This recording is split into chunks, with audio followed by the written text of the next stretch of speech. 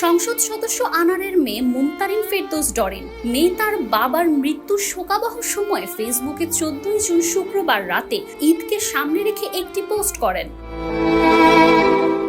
সংসদ সদস্য আনারের মেয়ে ডরিন ফেসবুকে লেখেন, 17 তারিখ নাকি ঈদ যাবে, ঈদ আসবে, কিন্তু আমার আব্বু তো আর ফিরে আসবে না। আমার এখন আর কেউ খোঁজ নেয় না, আমাকে আর কেউ এখন ভিডিও কল দেয় না।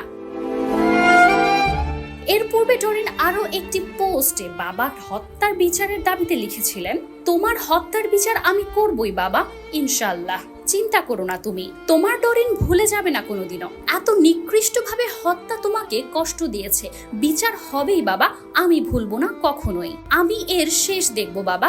আমার দীর্ঘশ্বাস আর চোখের পানি উপরে একজন দেখছেন, বিচার আমি করবই বাবা, আল্লাহ ভরসা।